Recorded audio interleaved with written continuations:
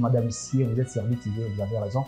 Au sommaire de ce journal, la première dame du Burundi, Adjaline Ndayishimiye, a présenté ses esquisses au nom de toutes les femmes, voire que c'est le président de la République qui a commencé ces volets de faire la propriété à de Bujumbura. On vous avait réservé ça dans ce journal. Et dans ce même journal, la montée des eaux du lac Tanganyika, qui est un sujet d'actualité dans certains quartiers de la mairie de Bujumbura.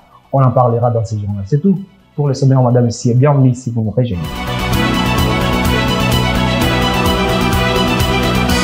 Et permettez-moi de commencer par ce journal, dans ce journal, avec cette information. Au Burundi, l'espérance de vie de certaines routes construites sont relativement bas, selon plusieurs observateurs. Certains pensent que les usagers, c'est leur comportement qui entraîne la dégradation accélérée de certains chaussées en mairie de Bujumbura aussi d'ailleurs. Et pour d'autres, il y a faiblesse dans les services publics censés faire le contrôle et aussi le suivi de ces ouvrages publics, entre autres ponts et aussi les routes. Pour l'ex-président burundais, Sylvestre Limamibanya, il appelle à tous ceux qui exercent dans ces secteurs des privilégiés, non pas leurs intérêts, mais les intérêts publics. Gilles Vernon-Nakiman.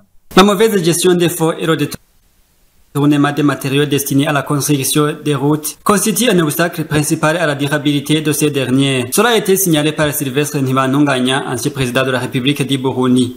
Ukaraba nk'ibarabara ryubatswe canga mu Kigobe urabe aha turi ucengo haruguru bari kwarubaka ibiro vya OBR urabe irya barabara ya kaburimbi uce wibaza uti iri barabara ryubatswe ryahari. Prenons l'exemple de la route Kigobe jusqu'au nouveau bureau de l'OBR. On peut se demander, c'est depuis quand cette route a été construite? Je pense que c'est moins de 20 ans. Comme tu viens de le dire, ceux qui ont construit cette route, ils n'ont pas suivi les règles relatives à la construction des routes.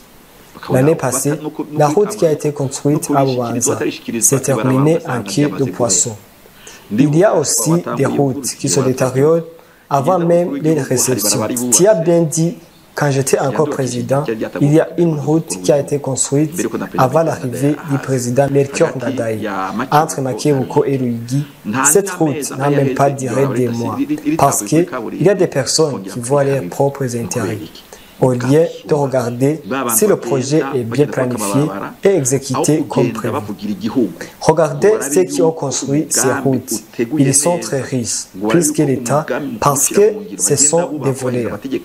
Comme je viens de dire, il faut un suivi rigoureux des personnes ou des sociétés qui exécutent ces travaux, surtout ceux qui ont été envoyés par l'État doivent assurer si les conditions techniques pour qu'une route soit bien construite sont réunies. Leta igena wagende kuyihagararira mu bikorwa nk'ivyo baye baraba yuko ivyo bikorwa babirangura bishimikije ivyankenerwa conditions techniques kugira ngo barabare bigenza. Cela est ainsi alors qu'il y a des personnes qui travaillent comme l'hiver après les nominations.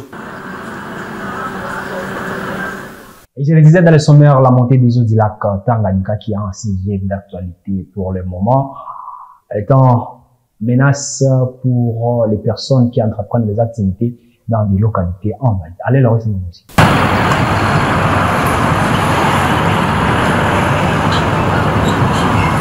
La montée des eaux du lac Tanganyika continue à menacer la population des quartiers environnants à mairie de Bujumbura. Parmi les quartiers les plus menacés, il y a le quartier Kibenga et le quartier Kinindo, où certaines personnes ont été obligées de quitter leur ménage. Les personnes exerçant leurs activités dans cette localité envahie indiquent que cette montée d'eau menace le déroulement de leurs activités.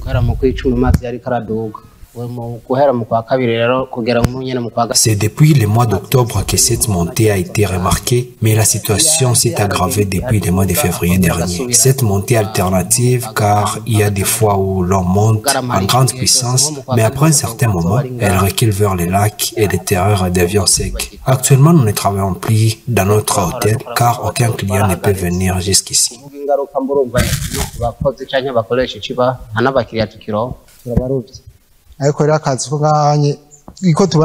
Nous les pêcheurs, nous travaillons pris comme avant. Actuellement, nous sommes obligés d'amener nos bateaux jusqu'ici. Un endroit qui était récemment sec. Nous avons été affectés parce que les poissons ne sont plus trouvables au même niveau qu'avant cette montée.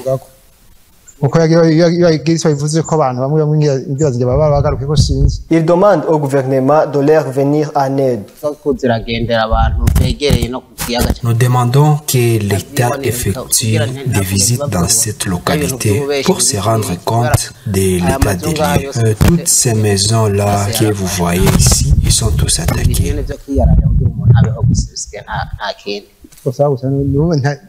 Que l'État apporte son soutien aux victimes.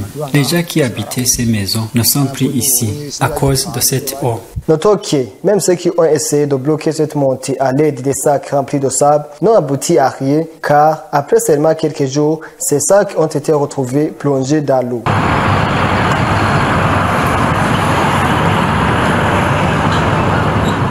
Il a annoncé dans les sommaires, la première dame du Burundi, Angeline Ndayishimiye, a présenté ses sincères excuses au nom de toutes les femmes, voire que c'est le président de la République qui a pris le premier volet pour faire la propreté en mairie de Bujumbura.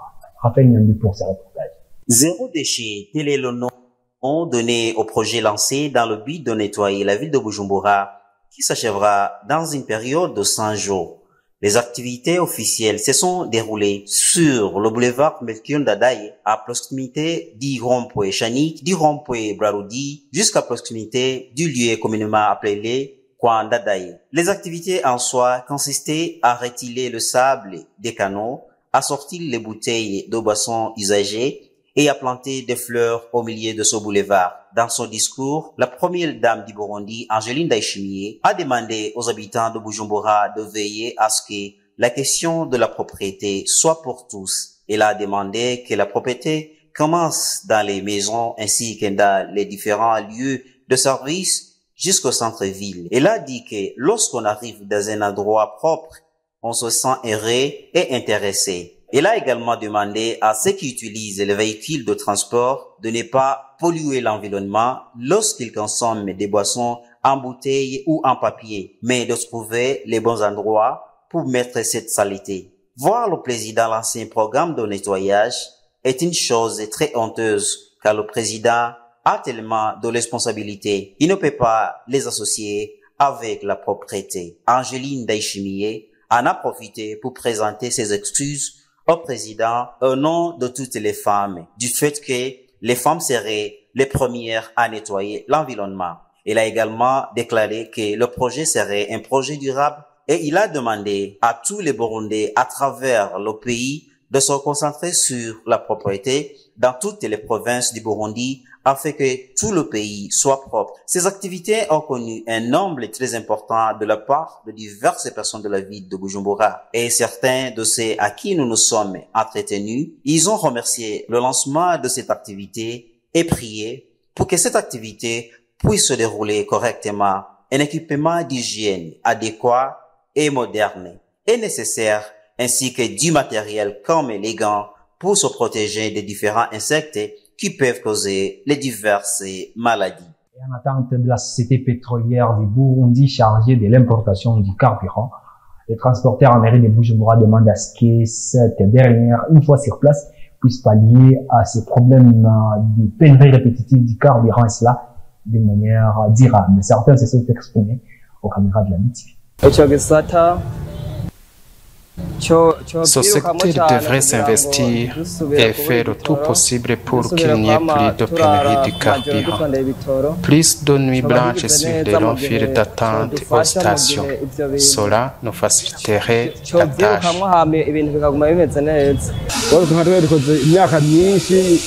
Nous avons dépassé beaucoup d'années dans les domaines du transport, mais ces 2 années ont été marquées par de fortes pénuries de carburant. Nous demandons que cette société pétrolière du Burundi fasse tout, quitte à ce que les transporteurs ne manquent plus de carburant parce que nous travaillons dans l'instabilité. Ce que nous demandons, c'est qu'il veille à ce que les carburants soient disponibles afin que nous n'ayons pas à arrêter notre travail et à faire notre travail en toute sécurité en trouvant du carburant dans chaque station. Est-ce que nous demandons que nous obtenions toujours du carburant? Si nous ne le trouverons pas, nous aurons des problèmes dans nos familles. Parce qu'on attend des jours au prix sur le carburant et qu'on ne le trouve pas. Il faut trouver la solution pour pouvoir vivre dans de bonnes conditions, au lieu de passer des jours à la station. Cela complique la vie. Nous demandons que les choses soient en bonnes conditions comme avant. Chacun peut être expert dans son domaine. Tu peux être expert en toute analytique. Tu sais qui sera la prochaine star de la saison. Tu peux être expert de tous les matchs. Tu es un expert en statistiques ou en opinion des autres.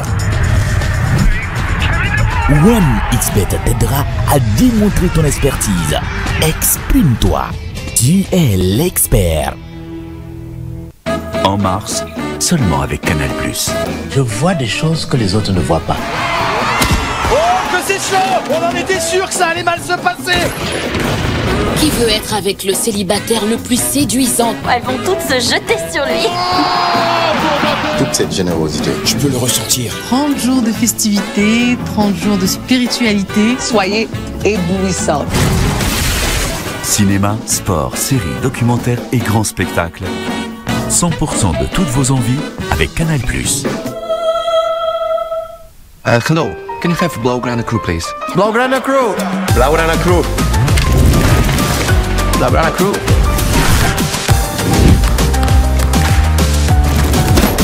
Here is the Blaugrana Crew. Rejoignez le Blaugrana Crew, participez à la promotion et gagnez des prix offerts par OneXBet et le FC Barcelone.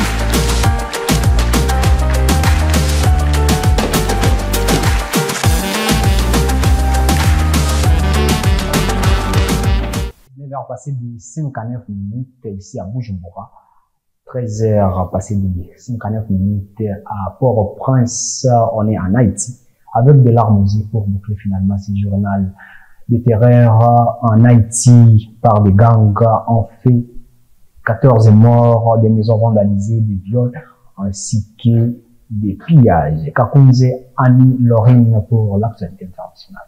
Au Haïti, 14 corps sans vie ont été retrouvés ce lundi dans une banlieue aisée de Port-au-Prince où des membres de gangs ont mené des attaques dès l'aube, au moment où les Haïtiens attendent la mise en place d'autorités de transition dont la finalisation pourrait être imminente selon les États-Unis. Mais ils ont affirmé que des bandits armés s'aimaient la terreur depuis l'aube à La Boule et Thomasin. Deux quartiers de Pétionville, ils ont attaqué une banque, une station-service et des résidences privées, ont-ils précisé. Ils sont venus tous cagoulés dans leur voiture sur des motocyclettes avec leur ambulance, puis ils ont massacré la population de Pétionville, a raconté Vincent Jean Robert, un résident. Parmi les maisons vandalisées, figure celle d'un juge à la Cour des comptes qui a pu évacuer le lieu de justesse grâce à une intervention policière, a dit l'un de ses propres. La capitale est à 70% en main des gangs, accusés de nombreuses exactions, en particulier meurtres, viols, pillages et enlèvements contre rançon. Nous continuons l'actualité internationale en Israël où le premier ministre israélien Benjamin Netanyahu et le président américain Joe Biden se sont entretenus au téléphone ce lundi. Une première en plus de mois selon la Maison-Blanche. L'un des sujets majeurs abordés par les deux hommes reste l'offensive terrestre à Rafah défendue par l'État hébreu depuis plusieurs semaines. Joe Biden estime qu'une telle attaque serait une erreur et s'est dit être profondément inquiet à ce sujet, a déclaré son conseiller à la sécurité nationale, Jake Sullivan. Le chef d'État américain a demandé l'envoi aux États-Unis d'une délégation israélienne pour en discuter. Il demande que Benjamin Netanyahu a accepté. Joe Biden, qui a soutenu Israël de manière quasi inconditionnelle depuis l'attaque sans précédent du Hamas en Israël le 7 octobre, s'éloigne de plus en plus ostensiblement de Benjamin Netanyahu. Il a ainsi estimé récemment que le premier ministre israélien faisait plus de mal que de bien à son pays avec sa conduite de la guerre à Gaza. Ainsi prend fait ce journal, madame ici. Merci de l'avoir suivi avec Anne-Pierre. D'ici là, portez-vous bien, prenez soin de vous et de vos proches, car demain c'est une nouvelle vie. On s'est fixé rendez-vous demain, même heure, même chaîne, même langue. D'ici là, ce journal, vous pouvez la retrouver dès que vous voulez sur votre smartphone, sur notre chaîne @BTV Burundi. À très bientôt.